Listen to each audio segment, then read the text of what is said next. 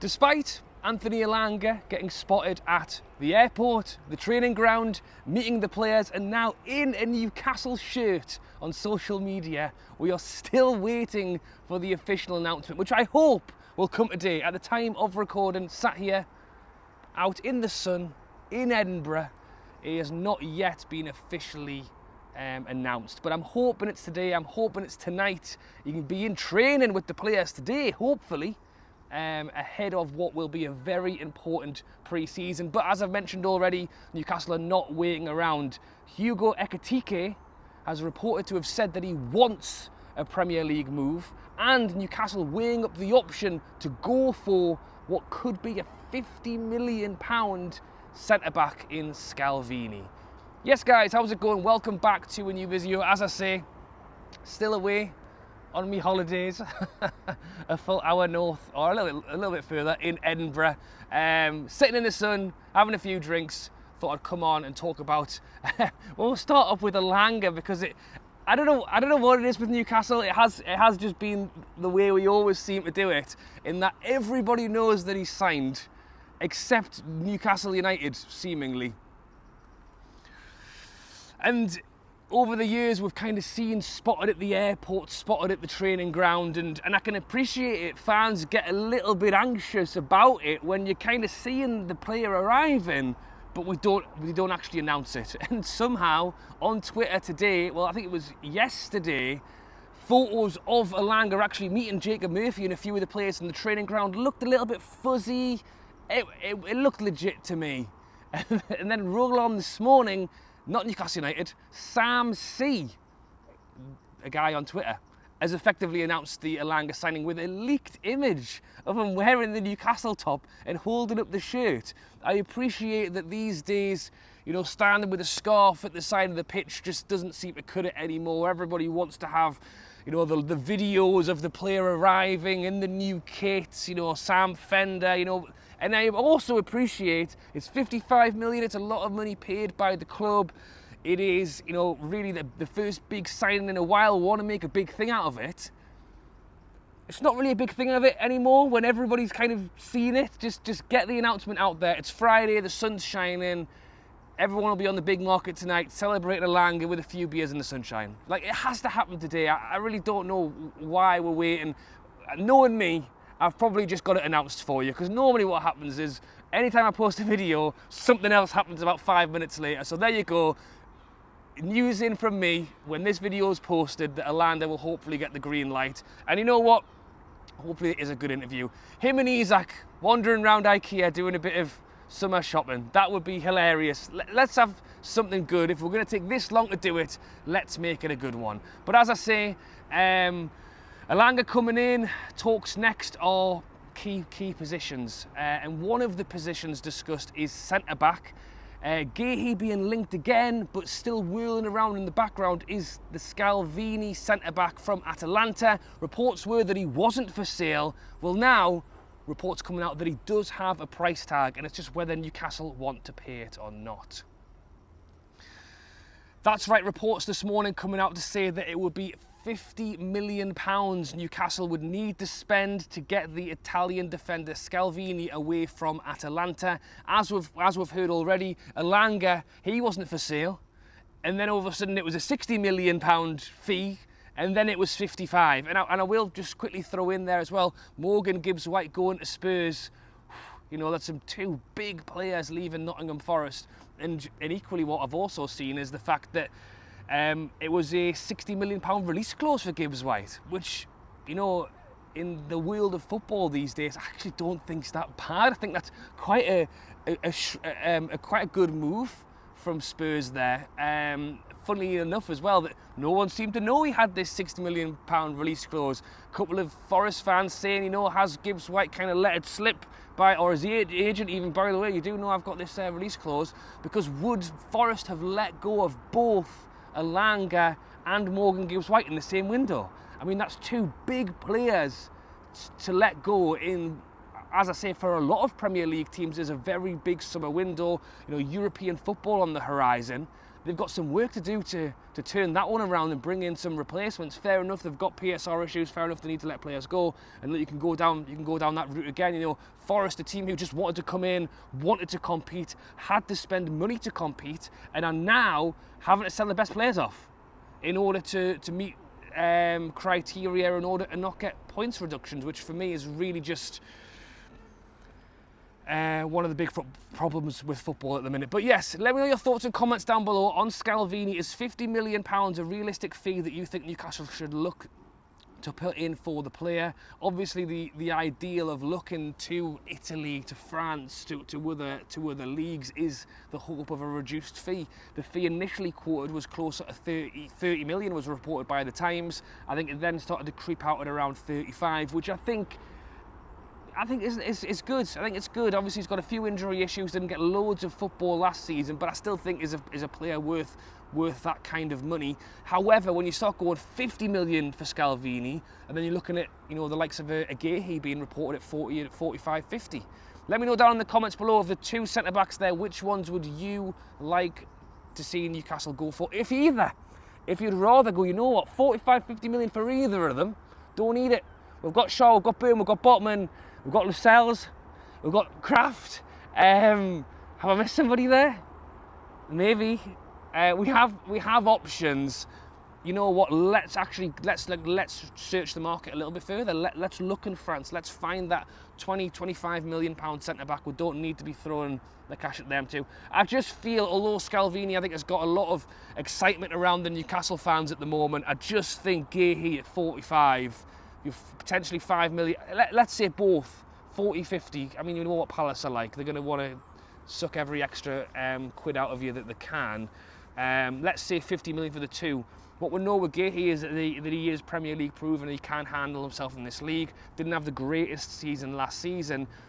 Scalvini would potentially could have a higher ceiling though. If you put in the groundwork, you know, just 21 years old, younger than Gehi, not by loads, but if you put in the groundwork, could he actually succeed and be even better than Gehi? Possibly, but it's just whether you take that risk as to whether, you know, push for that further or take someone that we know. And as we say with Eddie Howe, he's had Gehi's poster on his wall for about 4 years now. So if he has that opportunity to get him in, I think I know which one he would go for. But as I've mentioned already, striker is another key position. Callum Wilson getting linked to Manchester United. Just been watching some videos this morning of Manchester United fans saying that he's a good move. Go for it, yes. I hope to see Callum get his big fat payday before he does retire. You know, whether he would stay fit for them. Hopefully not. You know, hopefully not. Hopefully just go sit there, get paid off the bench or whatever he fancies doing over there. But a name swirling around still is Ekitike. And the reports kind of coming out this morning are around the fact that Ekitike wants the move to the Premier League. Now, this isn't really new news, and I will talk about this, and I saw Matty do a video this morning where he kind of iterated himself as well. Ekitike has wanted to move to the Premier League for a while. I don't think this is new news. Back when we were linked with him in 2002, he wanted to move to the Premier League, and you have to imagine for a lot of professional footballers, you know, kind of who doesn't want to move to the Premier League. So it's kind of been painted, it's kind of been plastered and painted up as he wants to move to the Premier League. He's wanted it, you know, probably since he was 12 years old, kicking a football around in the garden. You know, I think a lot of players want the Premier League move. It's kind of been pushed a little bit to potentially suit the narrative of the situation that we found ourselves in. And that situation is that Frankfurt are looking for a big fat chunk of money. They bearing in mind, PSG paid around 30 million to get him from Reims. Frankfurt then stepped in and picked him up for around 15 to 16 million. So Frankfurt have already done themselves a good deal. They were able to pick it up at a reduced fee. I am aware that people keep walking past as well, getting some lovely looks from the locals sat here, but we're all right. So they've already picked them up on a smashing deal, 15, 20 million. 100 million, 80 to 100 million is what they're asking for now, which is insane. And bearing in mind, Chelsea, Liverpool and Newcastle, I mean, Fabrizio Romano really pushing the kind of Newcastle are interested. And I'm not surprised, because once again, you know, next to that Gehi poster, Eddie Howe's still got one of Ekitike. It's a little bit crinkled now, You know, it's got a few coffee stains on it. Don't know why he would be throwing coffee at his wall, like. But Ekitike on that wall. He wants it signed. He wants them to come in. He wants them to sign it.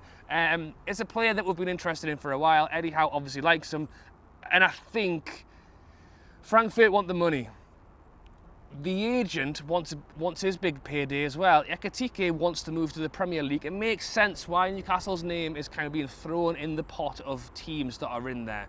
What doesn't make sense is that why Newcastle would go out and spend that kind of money on a second striker. I mean, I will be honest, and I asked you guys on the last video to let me know down below, so I'm going to do it again. If you would like to see Ekitike join Newcastle, drop a like on the video. If you don't, and I did read through the comments, and some people, it was very 50-50. I would actually go as far to say that more people said, screw the fact that he didn't want to join us 2 years ago. He's a fantastic player and would be a sensational addition. I actually, I just don't see it. I really don't see it happening. I just think with Isak at the club and no plans for him to leave, you know, no plans for Isak going anywhere this summer, to spend that amount of money on a second striker is just a lot. And I know I'm saying second striker, the comments will be, but he won't be Rob. He'll be in a rotation. He can't play wide. We can't play both.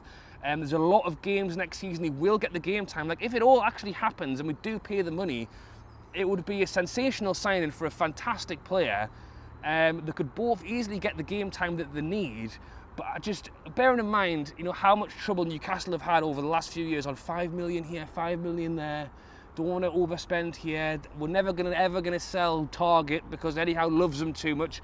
Longstaff. The reports on the Longstaff one are that it's not not that Newcastle want more money. It was 10 plus 2. Newcastle want the 12 up front. I mean, like, I get it, but I mean that's really getting kind of. You know what? We're in charge. It's our player. Longstaff's ours. We can do what we want, and so can Frankfurt, and so can Atalanta, and so can Palace, and everyone can do whatever they want. But like, you just have to think, like, really, how the sticking point is that Newcastle want the 2 million part up front.